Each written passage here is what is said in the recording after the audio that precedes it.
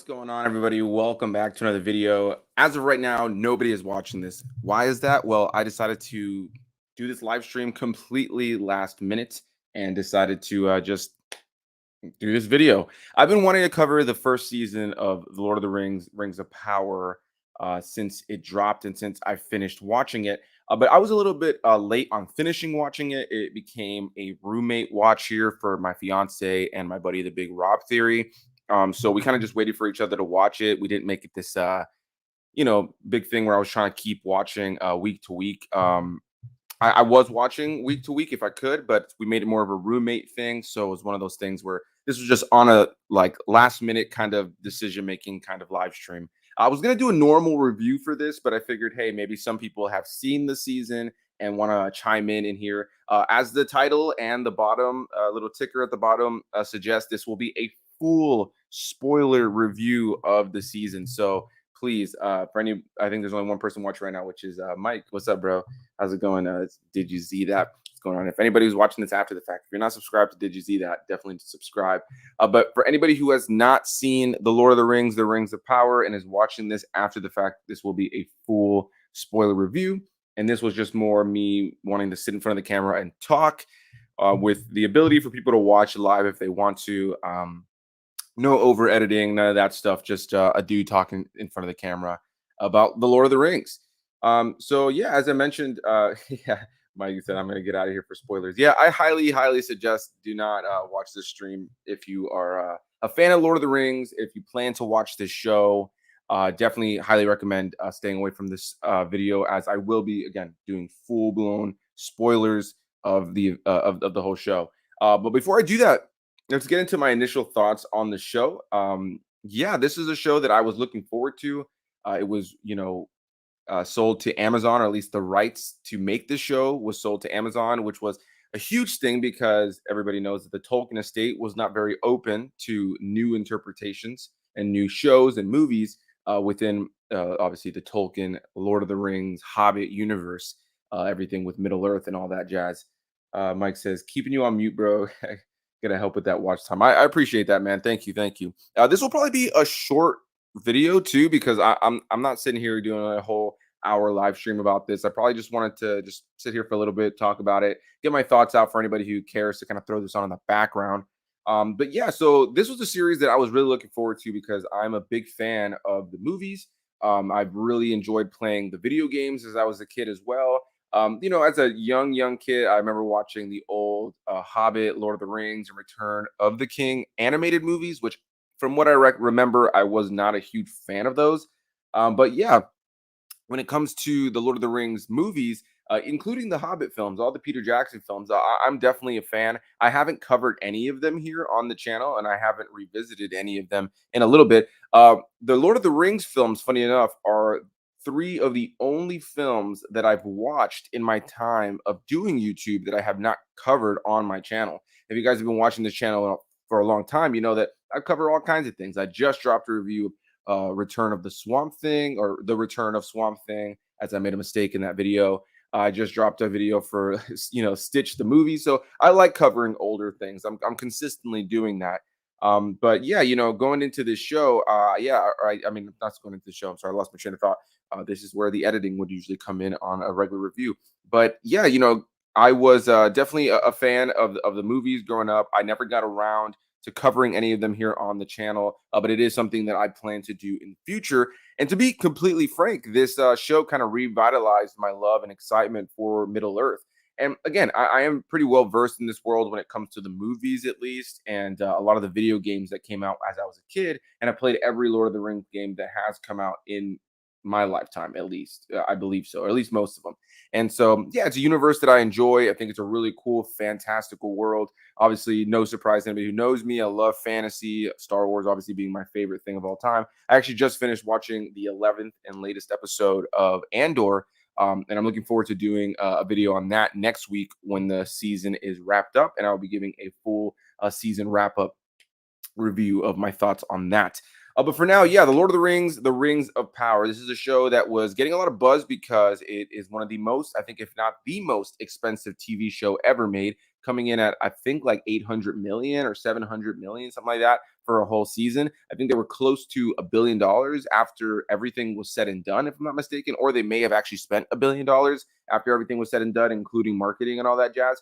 So that's insane. I mean, most TV does not get anywhere close to the budget that a movie will get, and a movie more often than not is not getting a budget like this. So yeah, it's one of those interesting things where this is just one of those shows that just got a budget that was just out of this world. And of course, it came out and started on the same week as the new Game of Thrones show, House of the Dragons. Yeah, definitely giving it some competition fantasy wise. Now, from what I understand, I haven't watched House of the Dragons yet, but I've heard it is the better written show. But I guess I'm not surprised to hear that, as Game of Thrones typically has been one of the better written shows. Obviously, people have their thoughts on the final season of the show, but obviously, I think overall it seems like most people really enjoy the show and the writing of Game of Thrones. So similar to Game of Thrones, I wasn't surprised to hear that House of the Dragons was a very well written show as well, and definitely gave the Rings of Power some competition. So in the case of this show, though, going into it, I was pumped. This takes us back to the past. It's a prequel to not only the Lord of the Rings films, but also to the Hobbit films. And in this show, we focus specifically on the character of Galadriel, who in the Lord of the Rings films is played by Kate Blanchett. And so this is a younger iteration of her character. We also see some other characters like Elrond, who's played by Hugo Weaving in the Lord of the Rings films. And we get to also see a younger version of him here as well. So there are other characters that we get to see younger iterations of. This is obviously far in the past in comparison to what we would end up seeing with the events of the Lord of the Rings. And it's interesting that the two characters that we really focus on here are two elf characters that, of course, they can live for a very long time. So it gave them the ability to jump pretty far into the past. And so, yeah, one thing I want to definitely touch on, I'm going to look here at a list of the cast and definitely want to give everybody their praise. I'm sure some of these names I'm going to butcher. And, again, this is where editing would usually save it. But here we are in a live stream. The woman who played Galadriel, I mean, I thought she was phenomenal in this show. So captivating. I was so into her character from beginning to end. Found her to be a really, really interesting character. Really had a lot of fun watching her performance. She was compelling. She was serious. She was grounded. She has moments of levity, but the show is so grounded and serious, and it takes itself so seriously that you just really have to give it to the actors that were in this series. I think they really understood what kind of project they were in. They understood the world. They understood the dialogue. And that's one of those things about fantasy is that if you don't have good actors in your movie or your show, you're going to really struggle when it comes to being able to really sell us on the fact that this world exists. And I think the best fantasy things of all time always do a really great job of really just having actors give really compelling and grounded performances that ultimately kind of put us in this situation where you're watching them and you just believe that they're a different person. You believe that they live in this world, the way that they speak about things, places, and just different elements and people and names and whatever the case may be within these fantastical worlds. If you have good actors really selling you on the fact that this world exists, you're bought in. And I think that the actress who played Galadriel, her name is Morfydd Clark or Morfydd Clark. I'm not exactly sure how to pronounce her name. I thought she was phenomenal. This is the first thing I've ever seen her in, or that I at least recognized her in, and being like, "Oh yeah, I've never seen this actress before." Yeah, I thought she was fantastic. She really brought a lot to Galadriel, and I love Kate Blanchett. She's a fantastic actress, but I've always thought her character was kind of, I guess, it felt random to me in the Lord of the Rings. I believe she's specifically in the Fellowship of the Ring. I always felt like her performance was a little bit, like I like her performance in the movie, but I never got super attached to her character. Now, I should also add at this point, I probably should have added it, 9 minutes ago, that I don't read the book, so I'm not familiar on the Lord of the Rings lore and any of the actual source material or anything like that. This is solely just my thoughts on the show itself as a show and as just a fan of the movies and how I feel it connects to that stuff. And yeah, I thought that this actor Morfydd Clark, yeah, who played Galadriel, I thought she was fantastic. Really thoroughly enjoyed her performance, captivating from beginning to end. And yeah, I'm really looking forward to seeing her in season 2, and also looking forward to just seeing her in anything else in the future. To be honest, Ismael Cruz Cordova played an elf in here called Arondir. or Arendir, and I really enjoyed his performance here too. One of the things that I feel like I have to mention here that it was mind blowing to see was the amount of racist folks that came out against this show when the show dropped for the fact that there were people of color in this series. And there are a number of people of color, and they were people saying, "Oh, this goes against Tolkien's fair skin universe," And yeah, I just thought that was so ridiculous to see. It became this joke. Anybody who knows my channel and watched me, my buddy Rob, my brother, the big Rob theory, he's a black man, and so it's one of those things where like when we were reading some of that criticism from people, we were just like, unfortunately, not in disbelief, but also just kind of like rolling our eyes that there was so much criticism coming about casting. Now, of course, listen, there are going to be some things I want to critique about the show in a little bit, but yeah, it was interesting to even see that people were having a criticism of the fact that there were people of color in a fantasy show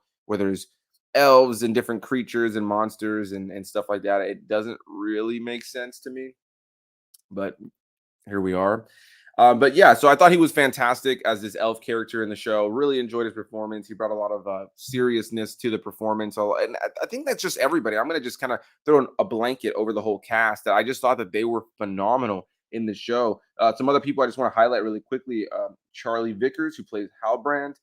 You have people in here like Markella Kavanaugh, Megan Richards, Daniel Wayman. I mean, man, this list just looking at the cast here, just on IMDb, just top tier cast, and everybody here really gave a fantastic performance. Lenny Henry, Lloyd Owen, Dylan Smith, Alex Tarrant. I mean, the list goes on and on and on and on and on. And there's so many big characters that start to appear, or characters that became bigger for me in this show. And as I was talking about before with like Galadriel, I honestly think I enjoyed this version of Galadriel far more than the one we see in the Lord of the Rings. Now, I saw that there were some people complaining about the fact that she is far more.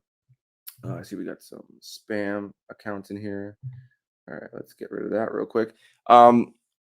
But yeah, I heard some criticism from some that Galadriel was not as action based or not as badass in the original source material, which may be the truth. But in the case of this show, I thought that Galadriel was so great. I really enjoyed her performance again from Morfydd Clark, but the character, I just thought she was so compelling and interesting to watch.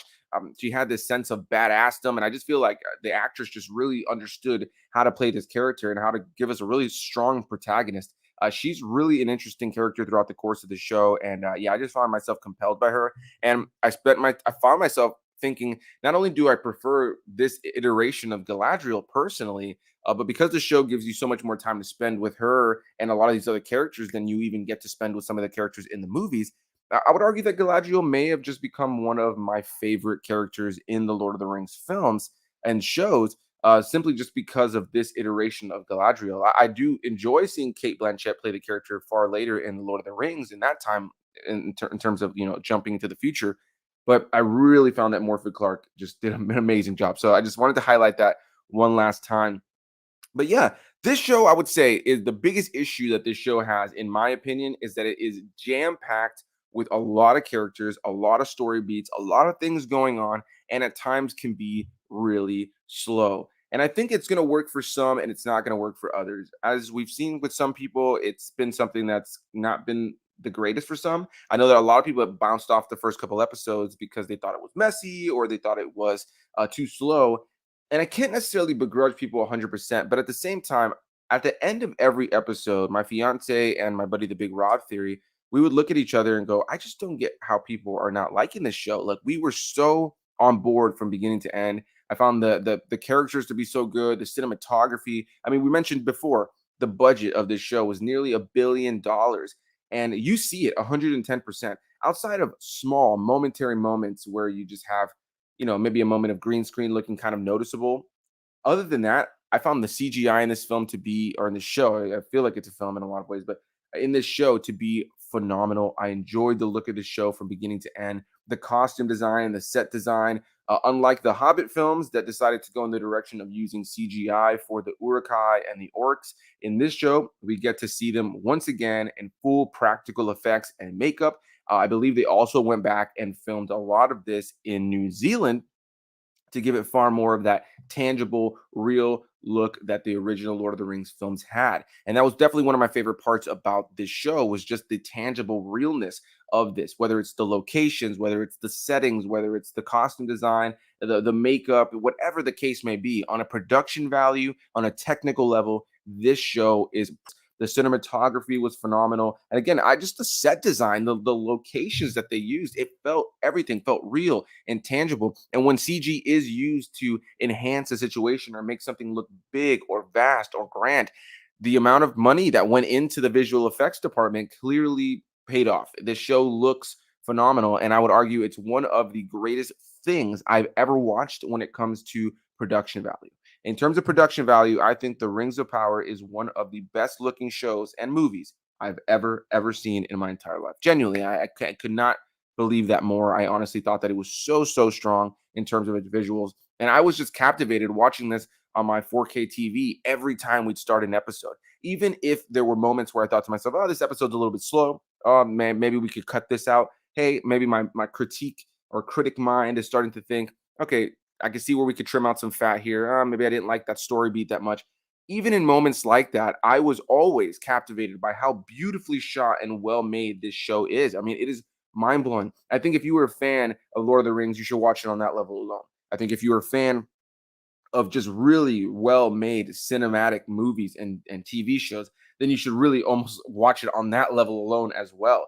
And if you're somebody who likes a patient story, a slow burn story that takes its time to develop its characters and its story overall, I think you'll really enjoy this show. I thought there was a lot about it that I found to be really solid, and I just found myself captivated from beginning to end, just on the fact that the show looked incredible, it was acted beautifully, and it just had so much heart and charm behind it. The score was phenomenal. And yeah, man, I just really love this show. Now, getting into the spoiler stuff that I definitely wanted to get into over the course of the show, like I mentioned, we're focusing on a bunch of different characters in a bunch of different places, which does create the show at times to feel a little bit over jam packed. There is maybe a couple of things and a couple of characters I would have cut out simply because it just felt like they were underwhelming. Or when I think of the season overall, I felt like they didn't really serve the biggest purpose. There were a couple of characters that I maybe felt that way about earlier in the season that became very crucial to the story as the show progressed.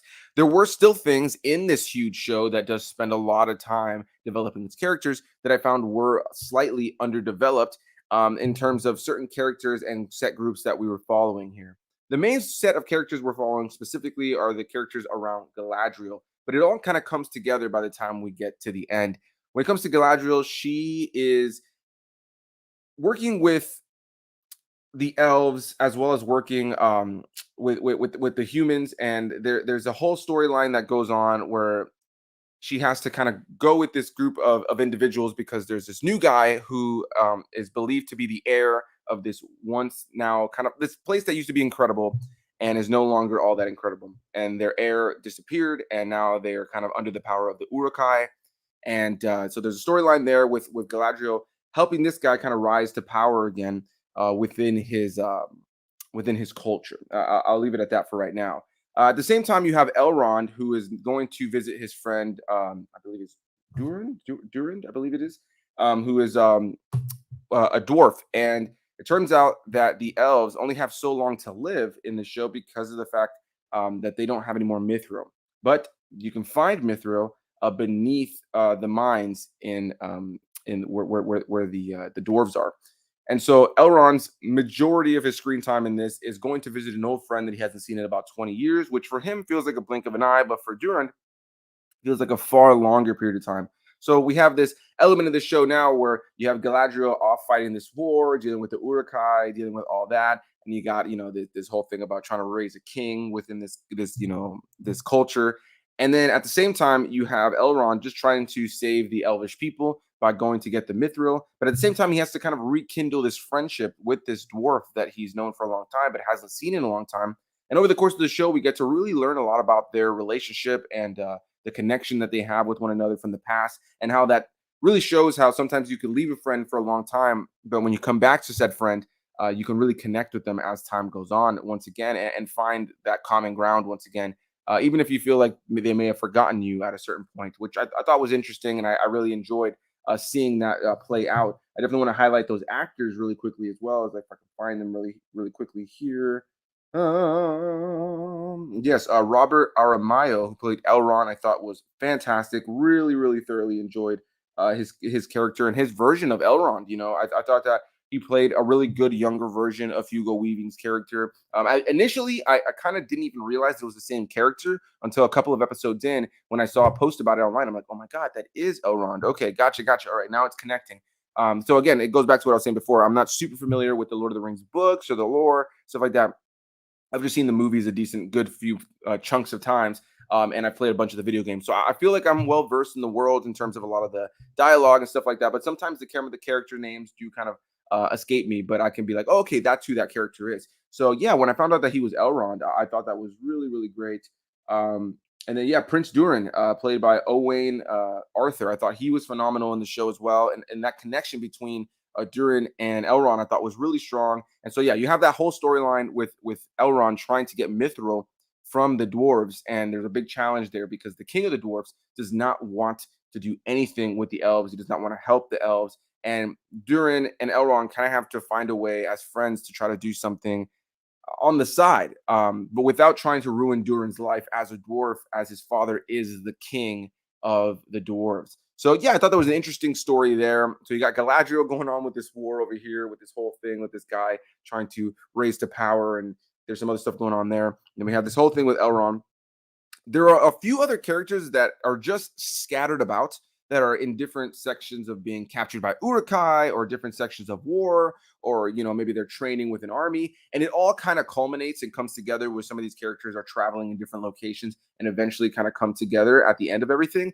Not all of them had a set purpose at times. It felt like they, played a purpose in terms of kind of fleshing out who they were as time went on. But sometimes there were some episodes where I thought, okay, there was just a couple of scenes with those set of characters where it felt like, okay, they probably didn't know what to do with them, but they kind of have to show us, hey, here's where they are, here's what they're doing, here's a little character development on them. You'll see them again an episode or two from now. And then in the end, when they all come together, you'll kind of feel like, oh, okay, we spent enough time with them where it all kind of feels like it comes together at the end. And I think that's where the show is at its messiest, is that there are a lot of characters. I probably would have trimmed out, honestly, a genuine maybe like 10 characters from the show, and you would have still been left over with a substantial amount of the main characters from the show, simply because you just have so many characters in this show, small, large characters. The show is rich with characters, but I think sometimes it's to its detriment, because I think there are elements about the show that could have been balanced a little bit properly, or a little bit better,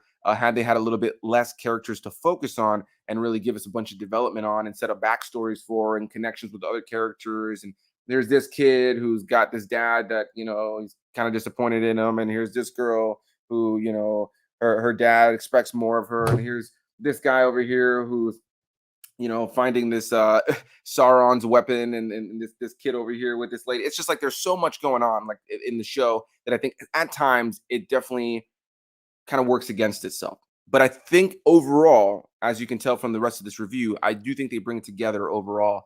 Beyond what I was saying about Elrond and Galadriel, the other main storyline here, to focus on really, is the Harfoots. And so at the beginning of the show, we find out that there is a group of people called the Harfoots, who I guess in the lore would eventually become the Hobbits. And the Harfoots end up discovering, or one little girl specifically, that's part of the Harfoots, she ends up discovering this man who fell from the sky, and he just crash lands in kind of like a meteor fashion. And when she finds him, he can't speak, and he's just he can't speak, and he's just like enraged and going crazy, and he's using his powers like there's no tomorrow, and he's just all over the place, and he just sounds like an old man shouting, long hair, long beard. He's shouting everywhere, using these powers he doesn't know how to control. And she kind of sees him as a child. This is the character of Nori Brandyfoot.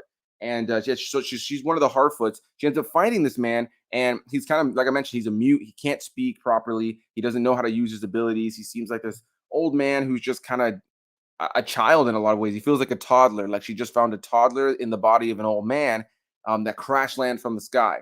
So she ends up keeping him secret for majority of the time, and eventually the rest of the Harfoots end up discovering him, and it becomes this whole thing. They almost want to kick her family out of the group of Harfoots, as they have to now migrate to a different location, because of the fact that this guy has come into play. They end up keeping him around. Eventually, end up kicking him off, or kicking him out of the group. Eventually, at a certain point, there's a lot of tension there. But yeah, and eventually, and we're just going to jump to the spoilers now of the very end of the season. We end up finding out that this man, who you assumed was Sauron the entire episode, because they do start teasing over the course of the episodes that there is going to be a revival of Sauron, and they focus on this guy. You think, okay, Sauron fell from the sky, he's got amnesia, and he's hanging out with these Hobbit characters now, and eventually he's going to pop off and become Sauron once he remembers who he is. And they tease it like that all the way up to the end, where we actually find out that he is not Sauron. So there's a group of these three like evil individuals who work. They kind of look like elves, but they're not, I don't believe. But they look like some sort of mages that work under Sauron, or used to work under Sauron. So they have now come to help him remember who he is. They find him. They're like, "Hey, Master, you are the great Lord Sauron. We're here to help you remember who you are." Well, it turns out that in fact he is not Sauron, and they say he's the other one. And it's in that moment that we find out that this man who we've been following the whole show, that we think is this, deranged old man that can't remember anything, and you think is Sauron, actually turns out to be Gandalf the Wise, which I thought was a really, really great twist, because it turns out that the character played by Charlie Vickers, Halbrand, the man I mentioned earlier, who Galadriel is out on this mission with and is trying to help him rise to power. Turns out that he lied, and he's not actually the heir of that nation, and he is not actually meant to be king of that nation, but is instead the one and only Sauron. So the season ends with us teasing that this character that we thought was the good guy the entire time was just manipulating our main characters, manipulating us as an audience, and turns out to be Sauron. And so I thought that was probably one of the better parts of the show, because throughout the entirety of the show, you really do believe that this old man with the long beard and long hair, even though now it makes total sense that it's Gandalf, you totally think, because of the way they set up his character, the amount of power that he has that's dangerous and strong,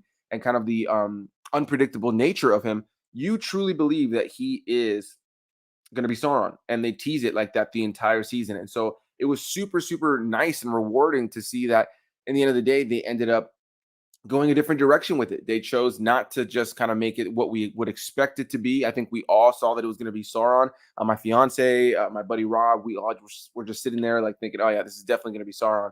And then it turned out that he was Gandalf, and we put just such a huge smile on all three of our faces. We were so hyped and pulled right back into the show. And there was moments like that that just made it all feel worth it. Because I'll be honest, all I was mentioning about the Harfoots just now, there are so many moments while I was watching the show when it comes to the Harfoots where I thought to myself, like, okay, there's probably some of this stuff that we could trim out or cut out. There's some of this stuff that we could trim out here or cut out with some of these characters. But ultimately, I think at the end, it all culminated really strongly. And I found myself at least enjoying the characters, even if I wasn't fully captivated and 100% invested in all of them. So, oh shit, sorry. I had to burp and I was trying to breathe at the same time. That was weird. Yeah, guys. So I'm gonna make this just quick and wrap this up. Literally nobody has popped in here, which I understand. I don't really know too many people who have watched this, so I'm dropping this on here for anybody who, this is early too. It's 10 a.m. over here. I started this obviously at like 9:40, so I do recognize that there's a lot of people who have not watched this show yet. I do recognize that there's a lot of people that just never got around to it. Maybe that don't even know that it really came out or that it finished. But I highly recommend checking this out. It came out on Amazon. It's available on Amazon Prime Video. If you've never seen The Lord of the Rings, I recommend at least checking out the Lord of the Rings movies. I feel like those movies help you get an understanding of the universe more, and some of the reveals and things that happen here are going to work far more if you've at least seen the 6 Peter Jackson films. I think that they definitely highlight a lot of the things that are, kind of expanded upon here. But overall, I found this show to be beautifully made. Cinematography, costume design, set design, CGI, locations, all of that I thought was just top tier. The performances I thought were incredibly captivating from beginning to end. I do think, though, the biggest issue this show has is way too many characters. And I hope that in the next season, even though now they do have to play off of all these characters, that maybe they kill a couple of them off. Maybe they go a different direction with some of these characters, because there's a lot of characters to focus on. And I think that the show was at its worst when it was trying to balance too much. But even then, I never found myself bored watching the episodes. I never found myself pulled out of the lore and the characters and the story. I never found myself thinking to myself, oh, that was a bad episode or that was a boring episode. But I did often think to myself while watching, oh, this is pretty slow. Yeah, this is a slower episode. this moment in the show is slow, or there were a couple of times where it just felt like the episode length, which usually was around about an hour, maybe sometimes a little bit over an hour, and even sometimes just a little bit under an hour. I do feel like the show at times did feel its length. And I think a lot of that has to come down to the pacing. And I'm hoping with season two, now that they've done a lot of the groundwork and really just get so. Hold on, I see. AJ, you said you didn't get past. Well, number one, what's up going on? What's going on, man? How's it going? You didn't get past episode one. Hey, you know what? I was just saying earlier, and this is a full spoiler review. So if you want to go back at some point, feel free. But yeah, I do recommend watching the show. I thought it was a fantastic show. I really do think that it did a really great job of setting up all these characters over time. And by the time you get to the end, it really culminates in a strong way. And I think fans of the movies, there are moments that play out, especially as we get to the climax of the show in the latter half of the show, that I think longtime fans of Lord of the Rings are going to have a smile on their face. There is buildup. There is purpose to where all this is going. Again, I think this show just has too much going on, too many characters, too many side plots at times, and at times it can just get a little bit over the top and wild in regards to just like focusing on all those characters. And I think at times that can create a bit of a slower tone. Just because there is so much to set up, there is so much character development to do. This is a dialogue heavy show, but when the action kicks in, when the visuals are big and beautiful, I just thought the show was just so strong. AJ's movie plays. You say you don't mind hearing spoilers. Yeah, but I think that that would take away from this. I think that this is a show that just really had some strong reveals in the latter half of the show and some really big moments as time went on. Just simply because I feel like, despite it being a little slow and dull at times, not I don't want to say dull, but despite it being a little bit slow at times is the best way I could put it, and it being jam packed with so many characters, and sometimes you don't have as a viewer, you're like, I don't know where this is going.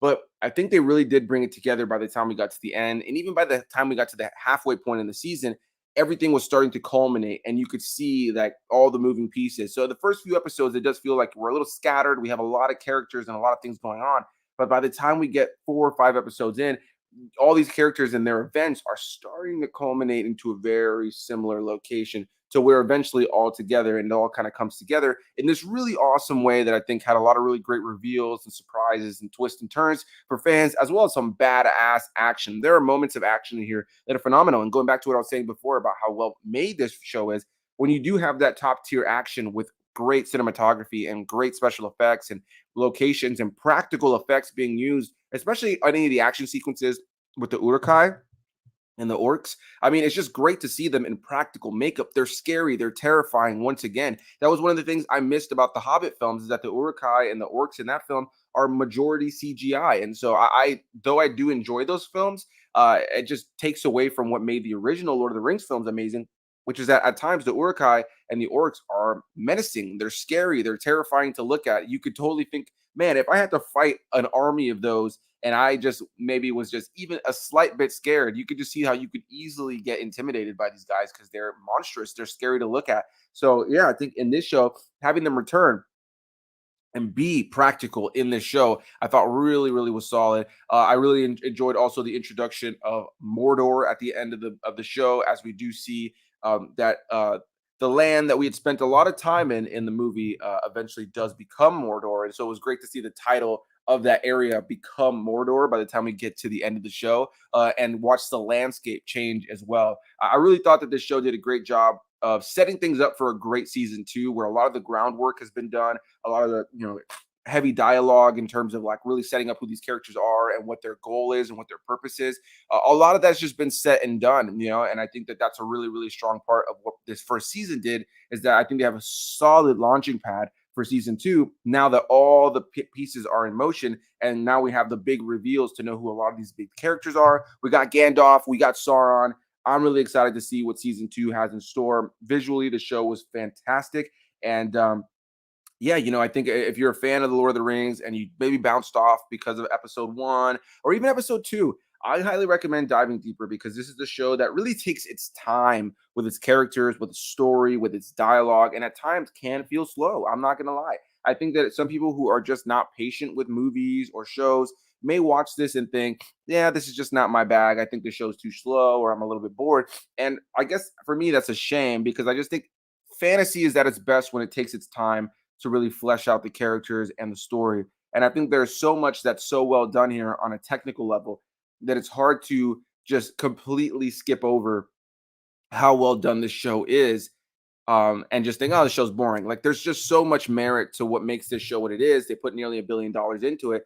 And sure, maybe the first episode and second episode didn't cling on to people the same way that one Lord of the Rings movie does. I'm not gonna lie. I love the Lord of the Rings trilogy more than this show for sure. Like, I think that the original Lord of the Rings trilogy is phenomenal. And within 15, 20 minutes, you're already into the story and the characters and what's going on. But I would argue that despite that movie and that franchise having a lot going on as well, it's far more streamlined and focused, and we're honing in on just a few characters, and we learn things about the bigger world as our characters are going out there. As we're kind of seeing it through the eyes of the hobbits in those films.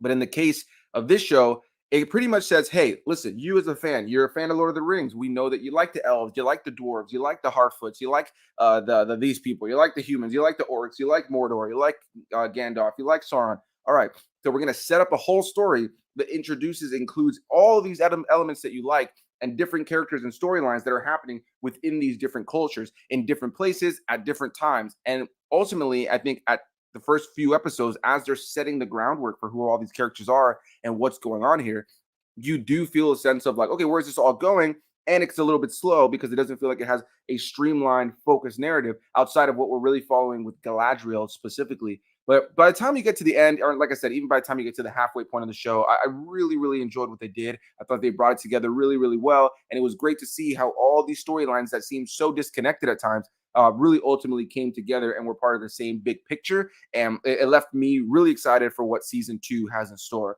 So I'm going to wrap up this video here. I wanted to make this a lot shorter, but I just kept rambling. I feel like I did kind of regurgitate some of the same stuff a bunch of times. So for anybody who's watching this upon rewatch and not live, I do apologize. But yeah, The Lord of the Rings, The Rings of Power. I think this is a phenomenal show. I think if you were a fan of Lord of the Rings, I highly recommend it. And even beyond that, the show has nearly $1 billion put into its production value. Watch it on a 4K TV just for that alone. The score, the visuals, the look, the feel, the vibe, the action, the overall aesthetic of the film, the technical elements of this film are top tier. And I highly recommend it. I really, really do. I think if you couldn't get past the first episode or two, I recommend just pushing on, because I think you'll find yourself thinking, oh, wow, this is actually a lot better than I thought it was going to be.